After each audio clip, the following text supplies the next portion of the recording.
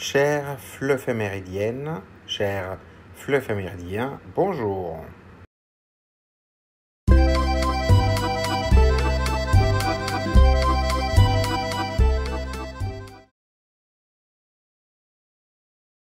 La Journée mondiale de la santé mentale met l'accent sur l'importance du bien-être psychologique et émotionnel pour chacun.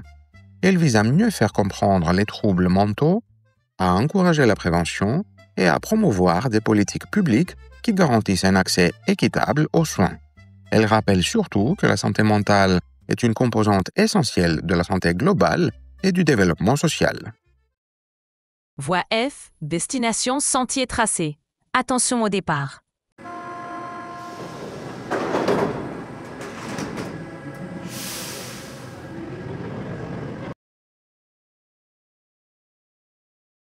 Première question. Le travail ou l'école, est-ce parfois stressant pour vous? Les apprenants peuvent dire qu'ils sont stressés avant un examen, un entretien ou quand ils ont beaucoup de travail. Certains peuvent expliquer qu'ils dorment mal, qu'ils ont mal au ventre ou qu'ils sont de mauvaise humeur quand ils sont stressés. D'autres peuvent dire qu'ils aiment un peu de stress parce que cela les aide à être plus concentrés ou motivés. On peut aussi parler ensemble de ce que chacun fait pour se sentir plus calme.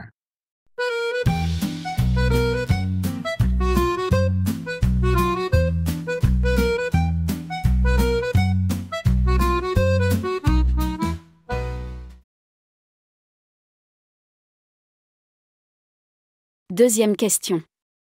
Parlez-vous facilement de vos problèmes ou de vos émotions? Avec qui?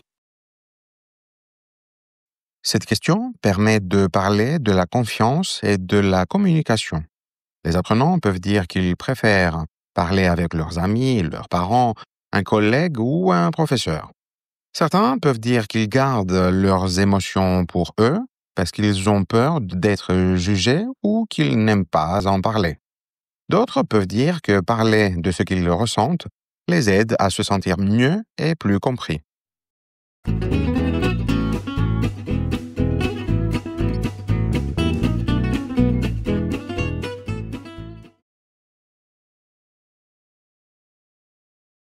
Troisième question. Quand vous avez des problèmes, que faites-vous pour aller mieux? Quelles activités vous aident? Les élèves peuvent évoquer des activités simples. Écouter de la musique, marcher, faire du sport, dessiner, lire, cuisiner ou dormir. D'autres peuvent dire qu'ils préfèrent parler à quelqu'un, écrire dans leur journal intime ou passer du temps avec leurs amis. L'idée est de montrer que chacun a ses propres manières de retrouver le calme et la bonne humeur.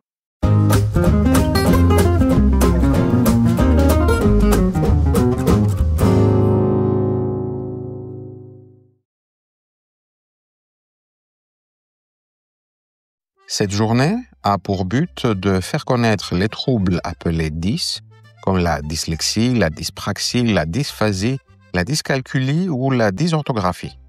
Elle rappelle qu'un diagnostic précoce et une meilleure compréhension de ces troubles sont essentiels pour favoriser la réussite scolaire et professionnelle des personnes concernées.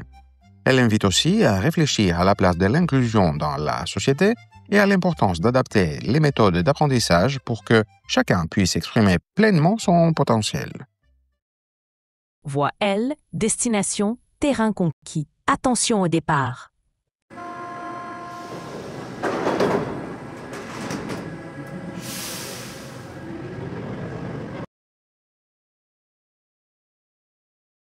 Première question. Quelles difficultés les personnes dys rencontrent-elles à l'école ou au travail? Les apprenants peuvent expliquer que ces personnes ont souvent des difficultés à lire, à écrire, à se concentrer ou à s'organiser. À l'école, cela peut rendre les devoirs et les examens plus stressants, tandis qu'au travail, cela peut compliquer certaines tâches. En conclusion, ces difficultés ne reflètent pas un manque d'intelligence, mais la nécessité d'adapter l'enseignement et l'environnement professionnel.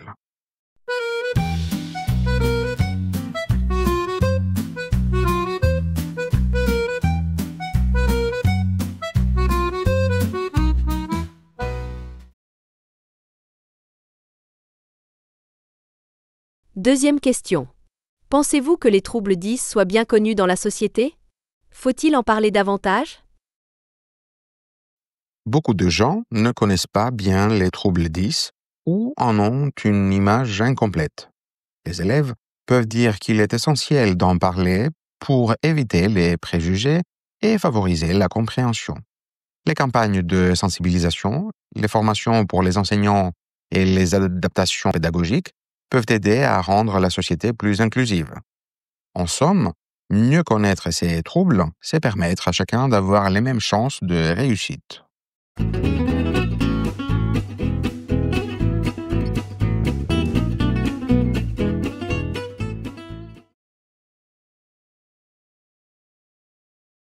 Troisième question. Que peut faire la société pour être plus inclusive? Les apprenants peuvent suggérer des solutions concrètes, adapter les examens, utiliser des outils numériques d'aide à la lecture ou à l'écriture, proposer plus de soutien individuel et former les enseignants ou les employeurs. Une réponse bien structurée peut conclure que l'inclusion passe à la fois par des moyens techniques et par un changement de regard collectif.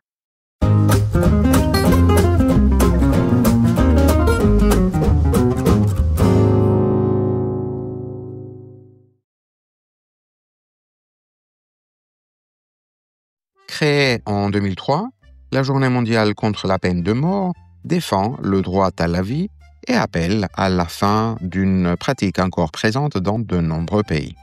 Elle invite à réfléchir aux valeurs de justice, de dignité humaine et aux différentes conceptions de la punition dans les sociétés.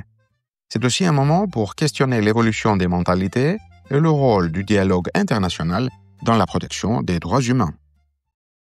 Voie E, destination, sommet atteint. Attention au départ.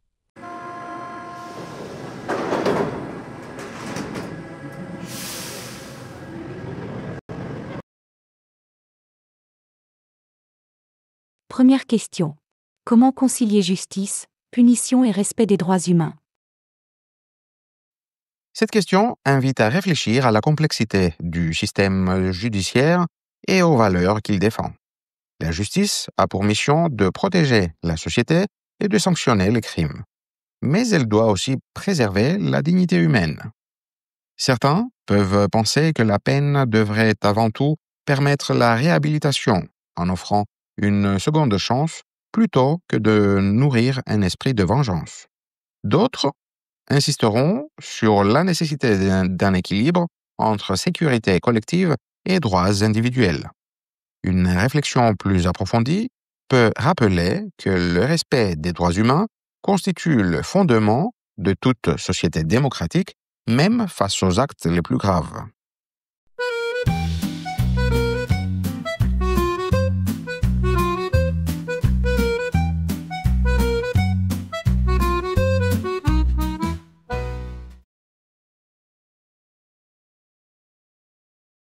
Deuxième question. Selon vous, y a-t-il des crimes qui mériteraient la peine capitale? Cette question soulève un débat moral et philosophique complexe. Certains peuvent penser que, pour des actes d'extrême violence, la peine de mort pourrait apparaître comme une forme de justice ultime, exprimant la gravité du crime et le besoin de réparation pour les victimes. D'autres considèrent qu'aucun être humain ne devrait avoir le pouvoir d'ôter la vie à un autre, quelles que soient les circonstances. Une réflexion approfondie met en lumière la tension entre la soif de justice et les valeurs humanistes, en rappelant les dangers d'une erreur judiciaire et l'importance de la réinsertion comme horizon possible de toute peine.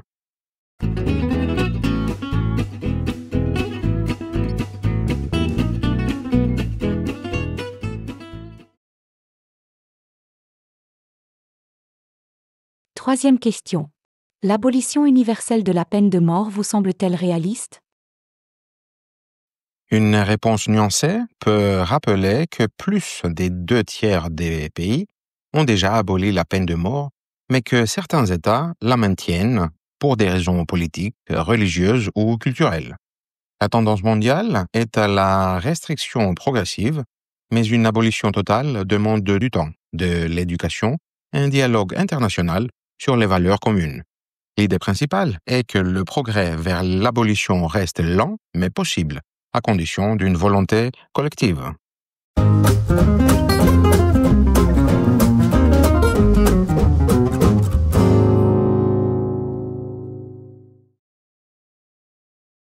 Prochain arrêt.